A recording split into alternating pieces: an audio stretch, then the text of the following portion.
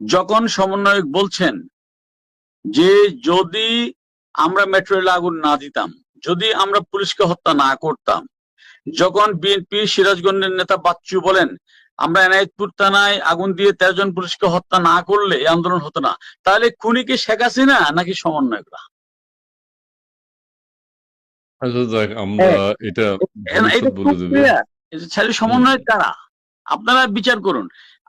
আরেকটা বিষয়, যখন আপনি শপথ নিচ্ছেন, যে আপনি বলছেন যে সমন্বয়ক দায়িত্ব নিয়ে বলছেন যদি আমরা মেট্রো রেল আগুন না দিতাম, তাহলে মেট্রো রেলকে রাষ্ট্রীয় সম্পদ এটা রক্ষা করা আইন শৃঙ্খলা বাহিনীর দায়িত্ব। যে আগুন দিতে আসছে তাকে ঠেকানো না পারলে ওই পুলিশের চাকরি থাকবে না, এটাই তার সাংবিধানিক শপথ।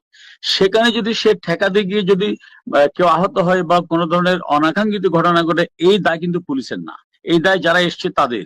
কারণ এই অধিকার কাউকে দেয়নি কেউ যে আমি সরকারি রাষ্ট্রীয় সম্পদ আমি আগুনে পুড়িয়ে ভস্ম করে দিব, আমি মানুষকে হত্যা করব, পুলিশকে মেরে আমি ঝুলিয়ে রাখবো, এই অধিকার কেউ দেয়নি। তাইলে এখন আওয়ামী লীগ হত্যা করেছে জনমানুষকে, নাকি যারা প্রকাশ্যে এখন বলছেন যে এনায়েতপুর থানায় যদি আমি আগুন দিয়ে 13 জন পুলিশকে হত্যা না করতাম তাহলে শেখ হাসিনা পুলিশ ভয় পেত না, যারা বলছে আমি যদি মেট্রো রেলে আগুন না দিতাম, পুলিশকে হত্যা করে ঝুলিয়ে না রাখতাম, তাহলে এই বিপ্লব হতো না, তাহলে হত্যাকারী কারা? শেখ হাসিনা, বাইরে আওয়ামী লীগ ওনারা নাকি সত্য আপনারা? কথা, ওনারা একটা সত্য কথা বলছে। এখন আপনারা এত কথা বললে তো সত্য কথা আর কেউ বলবে না।